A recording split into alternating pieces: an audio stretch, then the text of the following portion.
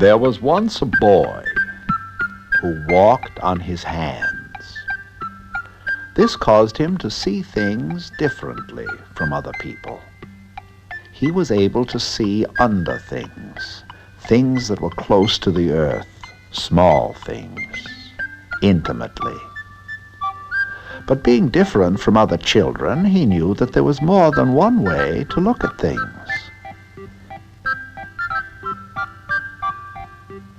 He didn't mind at all being different. His life was one adventure after the other. He had a wonderful time examining things, finding out how they were made and how they worked. And though many people who crossed his path were harassed and frowning, from his point of view, they appeared to be smiling, and this made him very happy. But he made people uncomfortable. They thought it was somehow wrong that the boy should not see things their way, the right way. They decided that he should be straightened out. They held a town meeting to determine what could be done. They called in experts. The doctor said, a rare case of deficiency of hypertension and heart palpitation. Lungs peculiarly unclouded, digestive system, non-acid. It's obvious this young man is deprived of the manifold tastes, colors, shapes, and effects of the assorted patent medicines available and so widely enjoyed by our population. The psychiatrist said, a strange instance of psychic equilibrium or well-being, highly unrealistic to say the least. An absence of Oedipal manifestations and paranoid behavior. Obviously, his hate instincts have been suppressed. The sociologist said, a sad lack of competitive drive, incidents of concern for others, naive trust in human nature, an inconceivable passivity toward the war. His teacher said, he's always been unusual. He has to paint grass pink and water purple.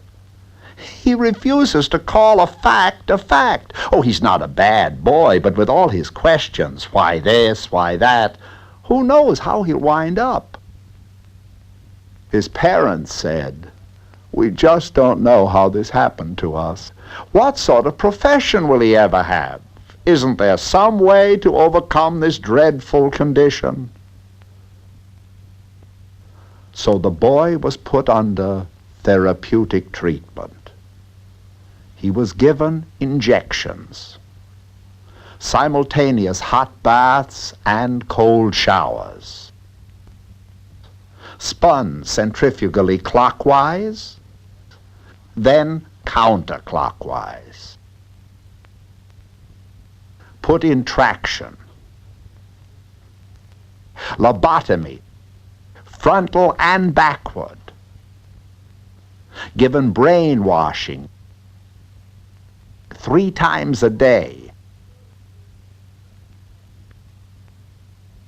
saturated with TV commercials and red and blue radiation.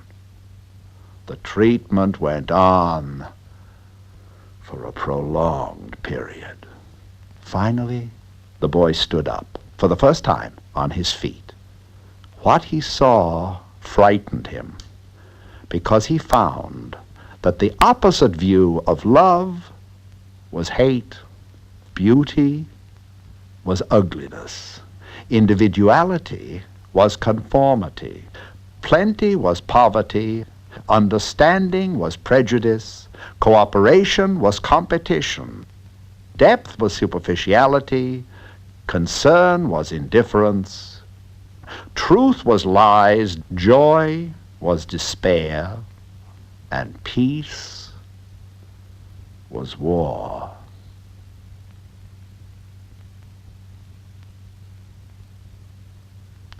He went into a spin and landed on his hands. This is impossible, said the townspeople. We're back where we started from. He must be made to see right from wrong. But the boy, in spite of all the back-to-health conditioning, was adamant. He said, "If you want me to stand on my feet, you will have to make some big changes first."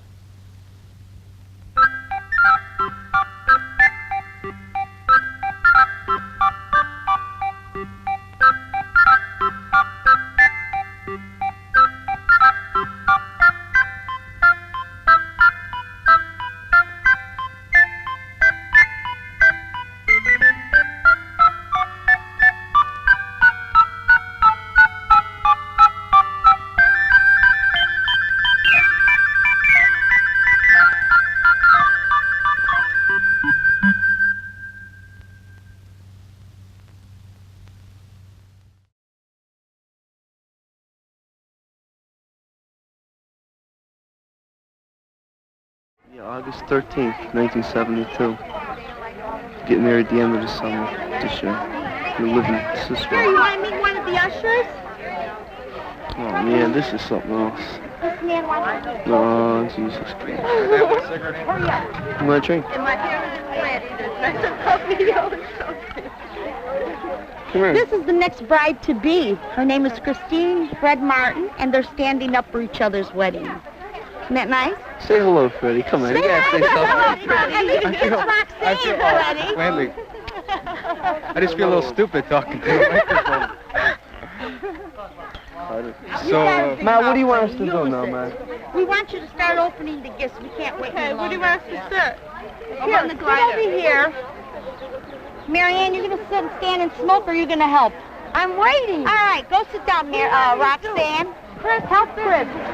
I'm standing here. All right, start doing something, Chris. What are we supposed to do?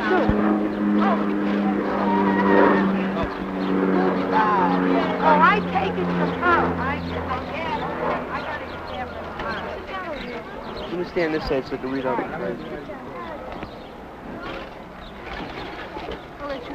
Yeah, booty thing. Yeah, wait, just Chris. So everybody can see it. You can't throw this picture. What is it? I can't open it.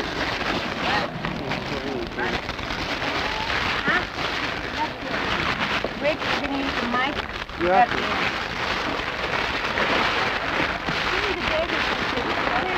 Hey, Will, tell me what it's on, Randy. Can you read out who it was from? No, I... Go ahead. Dad, I don't think you want. Ronnie, when's this coming in? Turn it on. I'll take those things.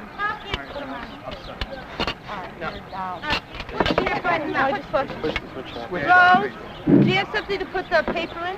I'll get it down. Can you hold it up? I don't care.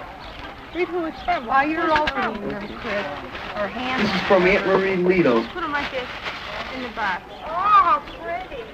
There you go. Thank you. Ricky, say thank you. Thank you. Oh, how nice. I'm writing down who gave what. This way she'll know if she loses the cards or anything. Oh. You know, who gave what gift. My name is Penny, Mom, and I am... This is a set of pots and pans for Miss Frances Lido and Francine Splendoria. Thank you, Aunt Frances.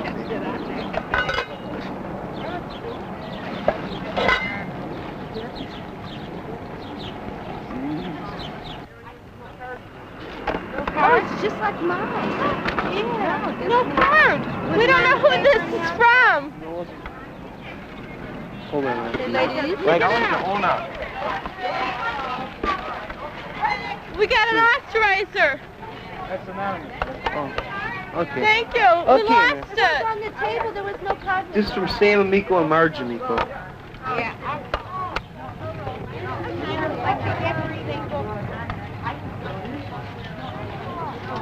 This is from Shirley and Ned Sasso. Hey, Cheryl? Thank you. I know her. Thank you.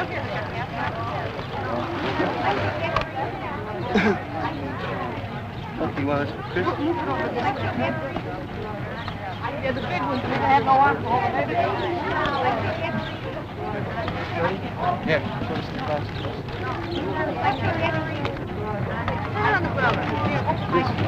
This is from Miss Claudia Mendelacino.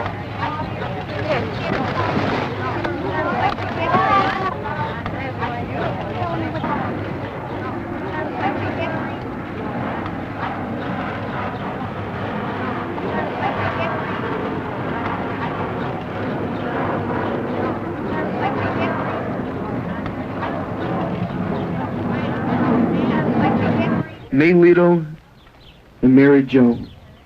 Supposed to be Mary Lito and Mary Jo. Bye-bye. Thank you. That's it. Sorry, there's another one. Last one. This is from Mr. and Mrs. Beckett. Thank you. That's it. Everybody, thank you very much for the gifts. Really appreciate it.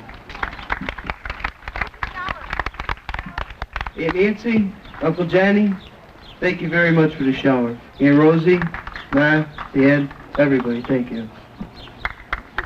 President, tell them that the food is on. The food is on its way. Oh, my.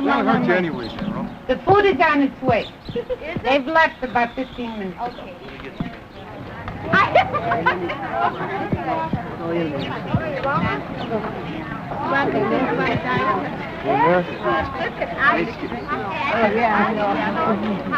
You're gonna get tired kissing. My prisoner. I want another kiss with you. Oh, Bummer. He's coming. Hey, Chris. Thank you, Julianne. You're welcome. Hey, Rock.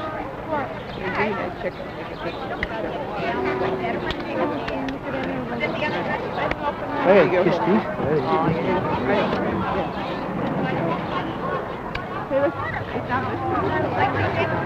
I'm his uncle, his aunt. You got me all confused.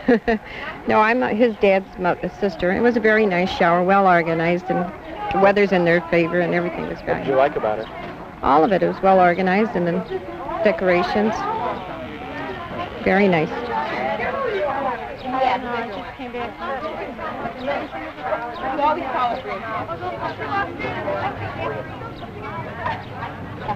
Okay, all right. I'm sorry, Aunt Pat, but thanks anyway. Come on, you want to come and see the basket? Who didn't say much, Mayor? Well, why don't you say something? You got a big mouth.